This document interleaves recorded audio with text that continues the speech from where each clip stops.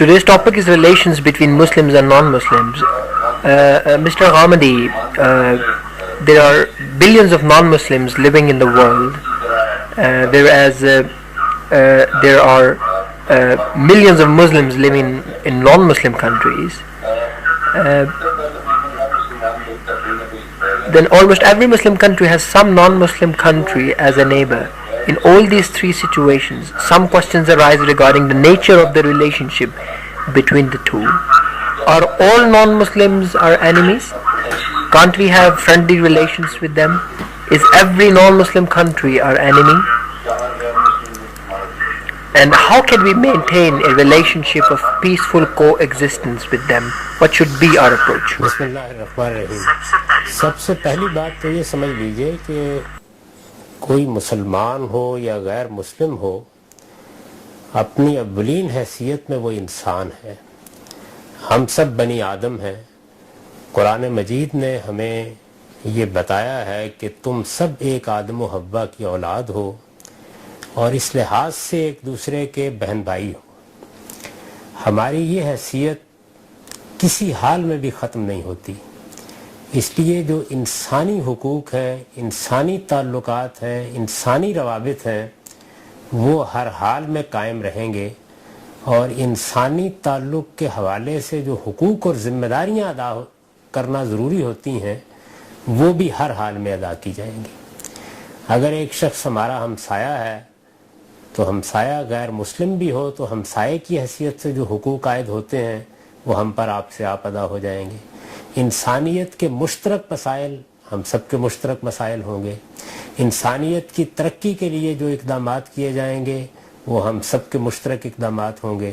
اگر کوئی علم پیدا ہوتا ہے، کوئی ہنر وجود میں آتا ہے، کوئی نئی دنیا افکار و خیالات کی وجود پذیر ہوتی ہے تو وہ بھی ایک دوسرے کے ساتھ شیئر کی جائے گی. اس میں بھی شراکت باہمی کے اصول پر ایک گروہ دوسرے گروہ سے فائدہ اٹھائے گا. تو بنی آدم کی حیثیت سے جو ہمارا تعلق پیدا ہوتا ہے وہ تو کسی حال میں بھی ختم نہیں ہوتا. اس کے بعد ایک اگلی چیز یہ ہے کہ ہمیں اللہ تعالیٰ کا ایک پیغام پہنچا، ہم نے اس پیغام کو قبول کیا، اور اس کو قبول کرنے کے بعد ہم پر یہ بات واضح ہوئی کہ اس پیغام کے ماننے اور نہ ماننے پر لوگوں کی اخروی زندگی کا انحصار ہے.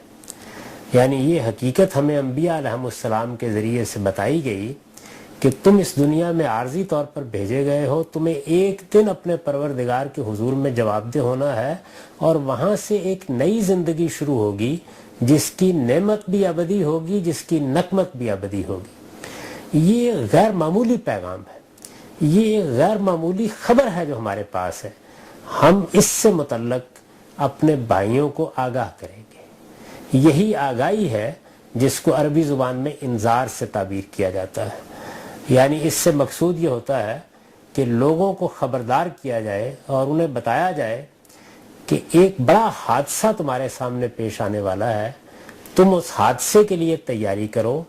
یہ دنیا کی زندگی جس میں معمولی حادثات سے متعلق بھی اگر خیرخواہی سے کوئی خبر دی جائے تو ساری انسانیت ایک دوسرے کی شکر گزار ہوتی ہے. ایک بہت بڑا حادثہ عظیم جو موت کے بعد پیش آئے گا، اور جس میں ہم میں سے ہر شخص اپنے پروردگار کے حضور میں جواب دہی کے لیے اٹھایا جائے گا، اور پھر اس کے لیے ابدی نقمت یا ابدی نعمت کا فیصلہ کیا جائے گا. اس عظیم حادثے سے ہم اپنے بھائیوں کو خبردار کرنا چاہتے ہیں. اس سے ہمارے اور ان کے درمیان دائی اور مدعو کا تعلق پیدا ہوتا ہے. دائی اور مدعو کا تعلق اپنی روح کے لحاظ سے ہم سے یہ تقاضا کرتا ہے کہ ہم خیرخواہ بن کے اٹھیں، اور خیرخواہی کا جذبہ یہ تقاضا کرتا ہے کہ ہمیں ان کے ساتھ محبت ہو. اگر ہم دشمنی کے تعلق کو بنیاد بنا کے اٹھیں گے تو ہم یہ تعلق پیدا ہی نہیں کر سکتے. معاف کیجیے.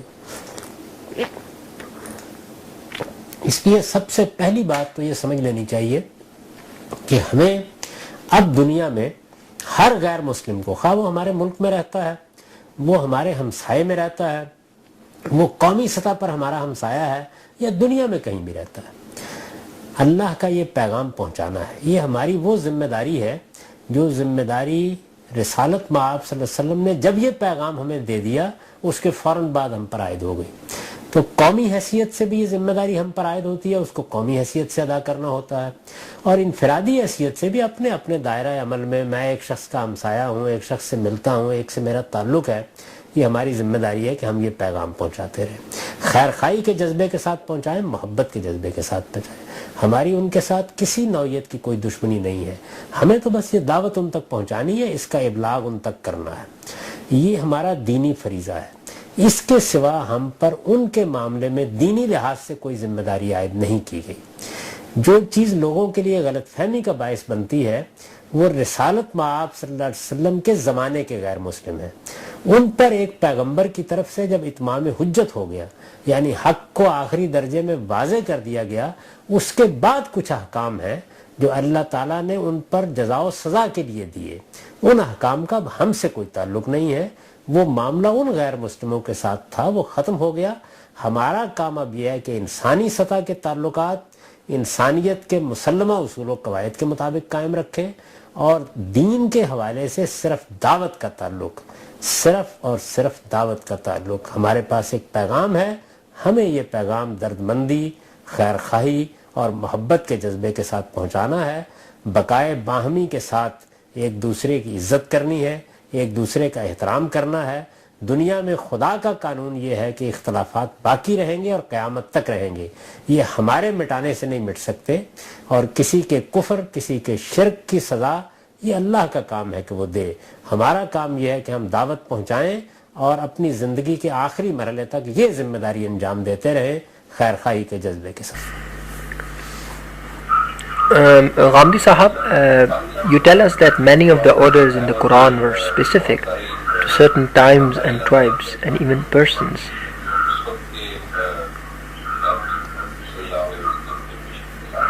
How can an ordinary Muslim with no deep understanding, how can he understand the real meaning through all this?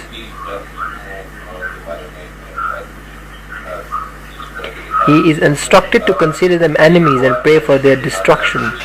For example, in the prayer of Qunut Nazila.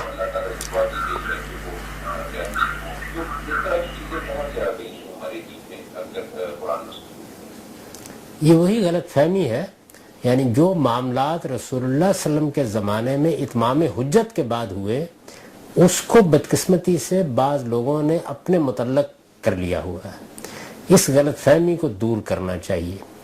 میں جب دین کے پورے کانٹینٹ پر، دین کے پورے مشمولات پر غور کرتا ہوں تو یہ حقیقت بالکل واضح ہو جاتی ہے کہ غیر مسلموں کے باب میں، خواتین کے باب میں، فنون لطیفہ کے باب میں، یعنی یہ تین ابواب ایسے ہیں جن میں انتہائی غلط فہمیاں ہمارے ہاں راہ پا چکی ہیں۔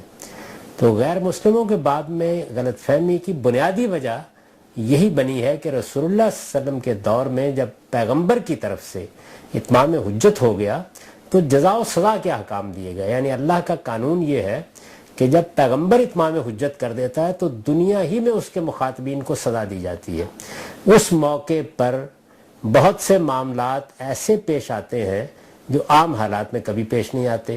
مثلا ایک کام یہ کیا جاتا ہے کہ تزکیہ و تطہیر ضروری ہو جاتا ہے عذاب سے پہلے، یعنی جب اللہ سزا دینے کا فیصلہ کرتے ہیں تو پھر وہ الگ کرتے ہیں، منافقین کو الگ کرتے ہیں، منکرین کو الگ کرتے ہیں، مومنین کو الگ کرتے ہیں۔ جیسے مثال کے طور پر حضرت نوح کی قوم پر عذاب آیا تو ایک کشتی بنانے کے لیے کہا گیا تاکہ اہل ایمان کو اس سے الگ کر لیا جائے۔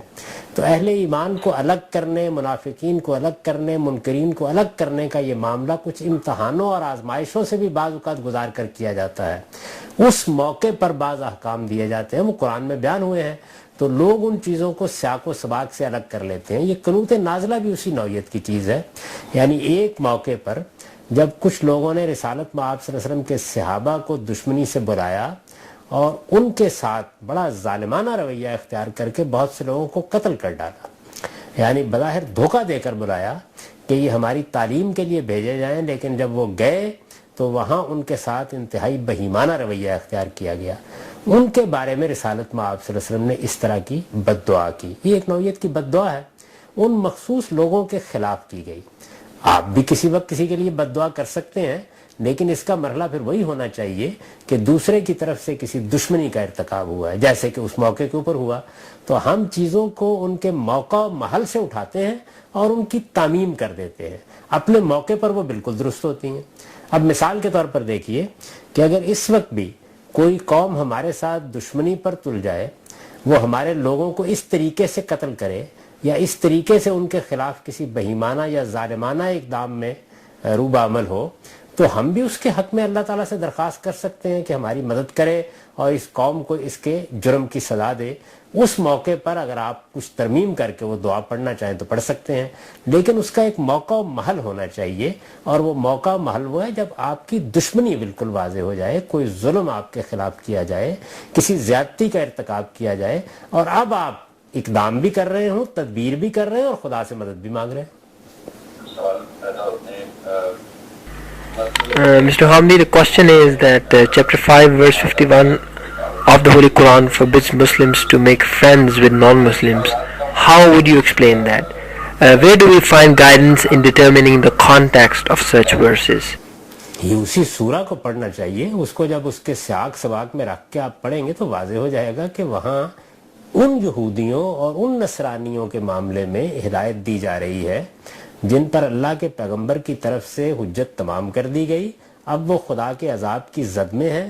اس سے پہلے اللہ تعالیٰ ایک ہی جگہ رہنے والے لوگوں سے یہ کہہ رہا ہے کہ اب تمہارا ان سے کوئی تعلق نہیں ہونا چاہیے، خدا نے ان کے بارے میں اپنا آخری فیصلہ سنا دیا ہے۔